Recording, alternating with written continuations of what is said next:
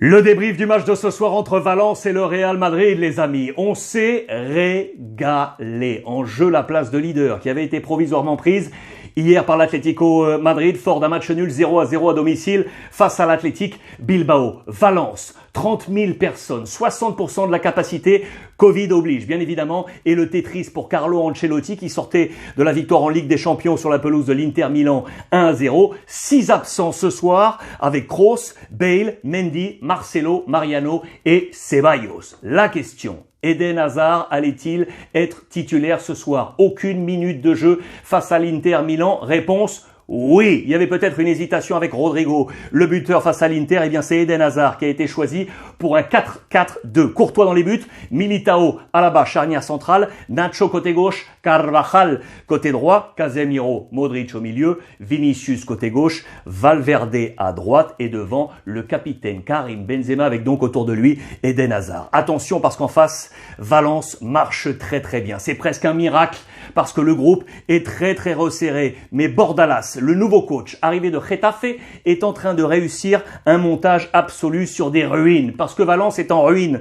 Depuis le 2 ans, vous le savez, aucun transfert sur les 2 dernières saisons. Bordalas a réussi à convaincre son organigramme, petite enveloppe, quelques 10, 11, 12 millions d'euros pour réussir à prendre 2, 3, 4 noms. Et notamment un Français, Dimitri Foulquier, arrivé de Grenade, formé au Stade Rennais, on s'en souvient. Homme très important qui était aussi passé par Watford.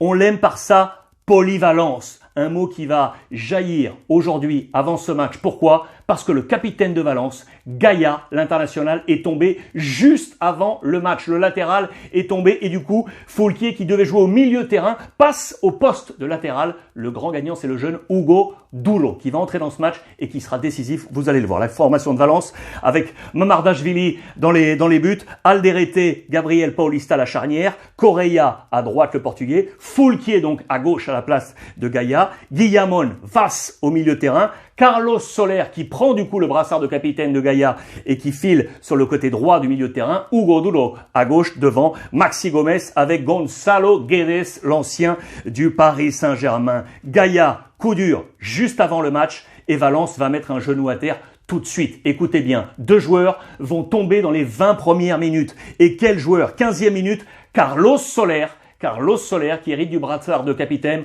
homme en forme avec Gonzalo Guedes.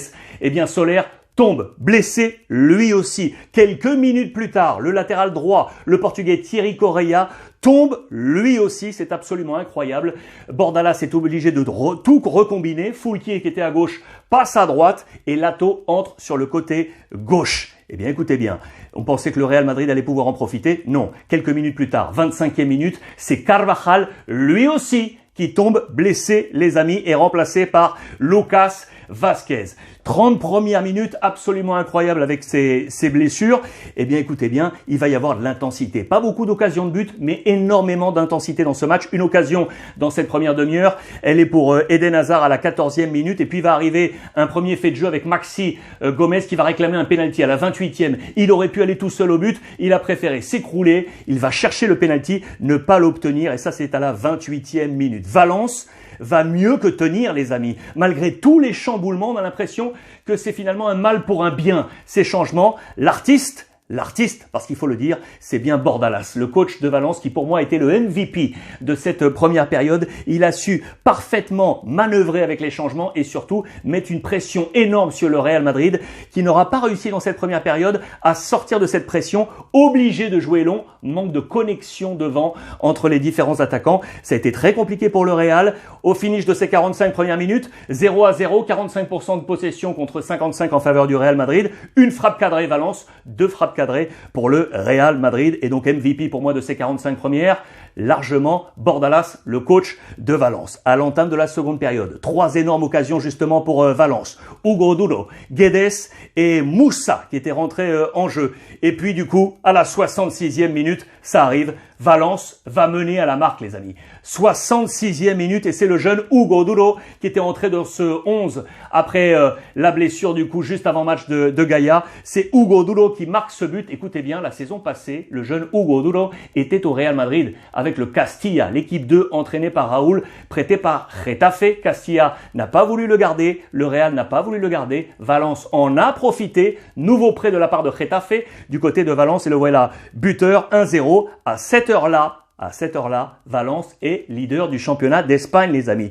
Leader du championnat d'Espagne sur des ruines, la formation de Valence. Bronca énorme de la part de David Alaba, le nouveau sergent-major de cette défense contre Lucas Vázquez et Vinicius. Et là, Carlo Ancelotti va réussir le premier de ces deux paris. Attention, écoutez bien. Rodrigo va remplacer Casemiro et Camavinga va remplacer Modric. Casemiro et Modric qui sortent, les amis. Premier choix ultra offensif. Et puis quelques minutes plus tard, à la 78e, nouveau choix offensif de Carlo Ancelotti. Hazard sort, entrée de Jovic et surtout Valverde sort, entrée de Isco en position numéro 10. Il va responsabiliser Isco et surtout un choix ultra offensif de Carlo Ancelotti qui va être payant, les amis. Bordalas va tenter de soutenir tout ça avec 3 changements pour resserrer les lignes et notamment avec la première d'Elder Costa, le nouvel arrivé du côté de Valence, le Portugais qui avait joué notamment du côté de l'AS Monaco 2015-2016. Il avait été prêté par Benfica. Là, il est prêté par le club de Leeds à Valence pour sa première. On tente de resserrer, mais là, dans les dernières minutes, comme face à l'Inter Milan, eh bien, les choix de Carlo Ancelotti vont payer. 86e, Vinicius, un but partout. Le ballon est dévié par le malheureux Foulquier dans ses buts. 5e but cette saison pour Vinicius qui égale Karim Benzema en position de Pichichi.